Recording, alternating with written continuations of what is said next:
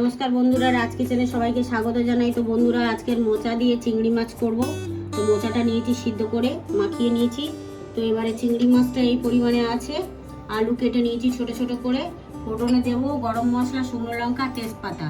আর মশলা দেবো আদা বাটা, জিরে বাটা আর ঘি, নুন তো আছে, সামান্য একটু হলুদ দেবো আর অল্প একটু কাঁচা লঙ্কা চারটে ফাটিয়ে দেবো।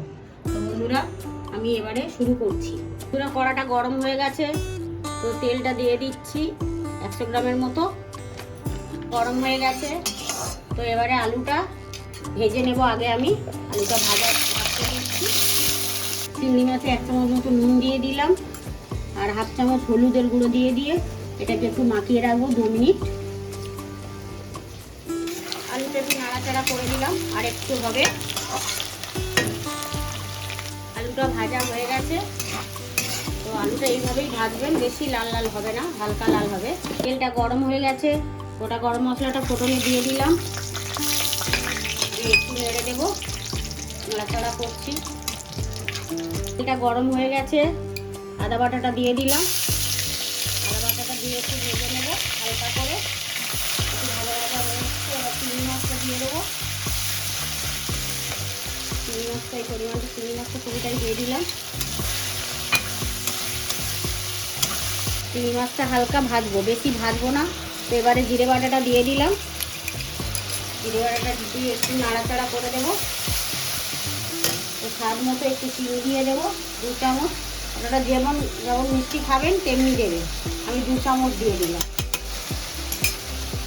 একটু নাড়াচাড়া করে নেব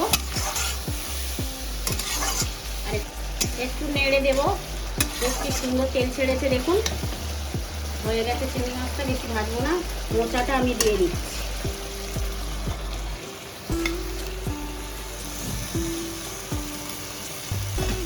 দিয়ে হালকা করে নেড়ে দেবো। এটা চাপা দেবো না, এটা সুন্দর করে নাড়তে হবে।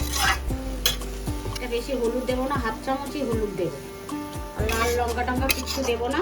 কাঁচা লঙ্কা চেরা আছে, কাঁচা লঙ্কা এই 6টা কাঁচা লঙ্কা দিয়ে দিলাম।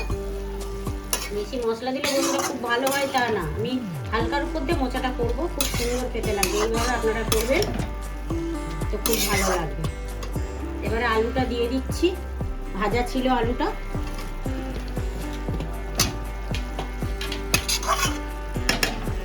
এর জন্য ঢাকা দিয়ে দিলাম। 2 মিনিট পরে খুললাম, দেখুন কত সুন্দর এটা এসছে, কালারটা এসছে। তো আমার মোচা হয়ে গেছে। আমি এবারে ঘি একটু দেবো, ঘি 2 চামচ দেবো,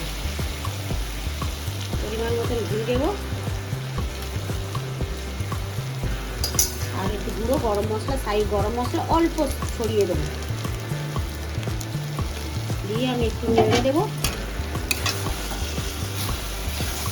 নেড়ে দিলাম, নাড়াচাড়া করে ওভেন অফ করে দিলাম। মোচা রেডি। তো বন্ধুরা, মোচার রেসিপি রেডি। তো বন্ধুরা, ভালো লাগলে লাইক, কমেন্ট আর সাবস্ক্রাইব করে পাশে থাকবেন, আর সবাই সুস্থ থাকবেন।